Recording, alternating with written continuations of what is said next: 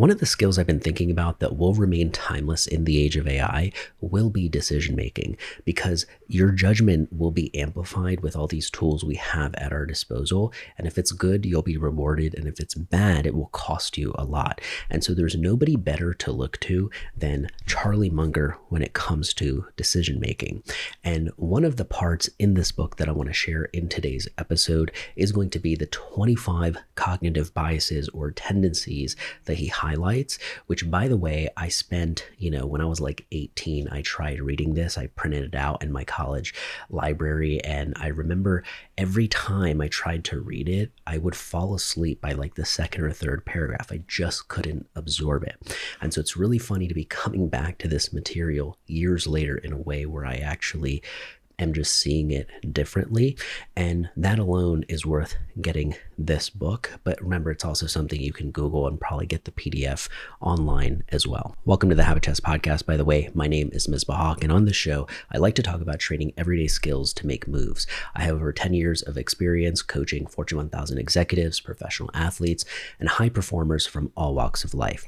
And so in today's episode, I want to walk through the 25 cognitive biases in a way that's easy to remember and grouped in a couple categories that I have found useful to actually recall.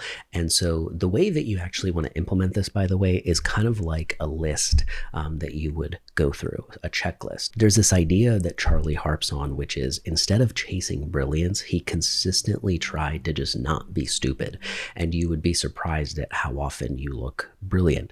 And so his mental model of inversion comes into play here, because how do you be brilliant? Well, let's look at the inverse of that. How do we avoid being stupid? And so these 25 biases are a way to avoid that. You will run through it when you are making a big decision on your own. You'll use it to see other people's decisions. And so let's start with what cognitive biases really are, which are mental shortcuts. And so in high stakes situations, you don't want to fall into one of these traps, because often it can cost you really big. And so let's start with social and influence biases, which is pretty much how people sway your thinking. And so the first bias is the liking, loving bias. You believe that those you like are smarter or more right than they are. An example is, you overlook flaws in your favorite celebrity's advice. The second bias is disliking and hating bias. And so you dismiss valid ideas from people you dislike.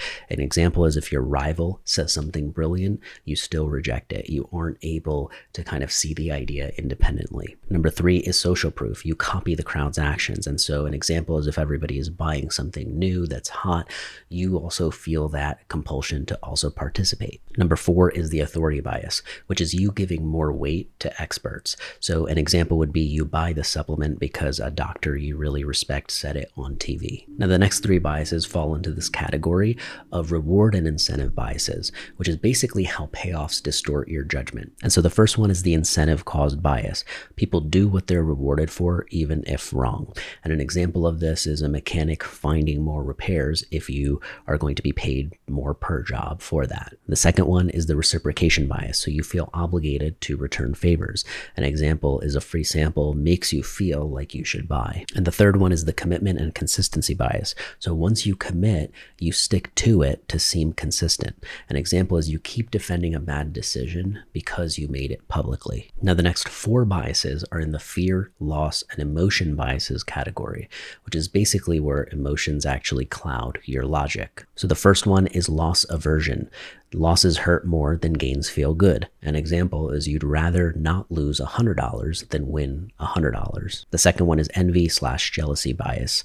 So choices to match or beat others. An example is you buy the car to keep up with the Joneses. Number 3 is stress influence bias. So stress changes how you process information.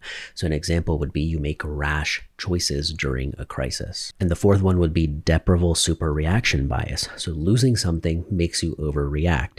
An example is you pay too much to get back a product you left behind. The next 5 biases are in the pattern and memory biases category. These are the shortcuts that mislead. And so number one is the availability bias. You judge based on what's easiest to recall. An example is you fear plane crashes more than car accidents because they're on the news. The second one is representativeness bias. So judging by stereotypes. An example is, oh wow, if this is a tall person, they must be a basketball player. Number three is contrast misreaction bias. So you compare relatively, not absolutely.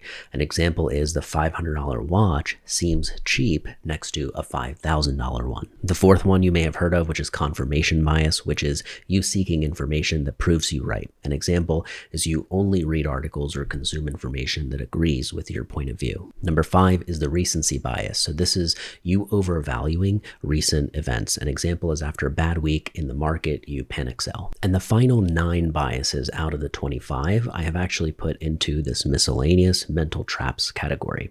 And these are the sneaky ones. So the first one here is the curiosity bias, which is being drawn to novelty. An example is, you're drawn into headlines or open notifications just to see. The second one is the chemical influence bias. Substances alter judgment. An example is you agree to risky plans after a few drinks. The third one is over-optimism bias, overestimating positive outcomes. So an example is you start a business thinking that failure is impossible. The fourth one is use it or lose it bias. So skills fade without use. An example is you forget a language you haven't practiced. The fifth one is Kantian fairness bias, which is you insist on fairness at a cost.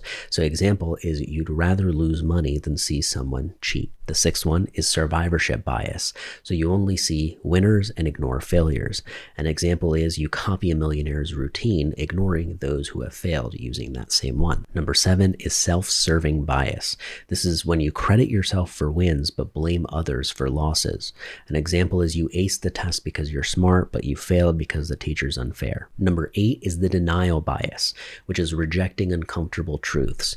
An example is you ignore bad medical news. And the ninth one is bias from excessive self-regard, thinking you're better than average.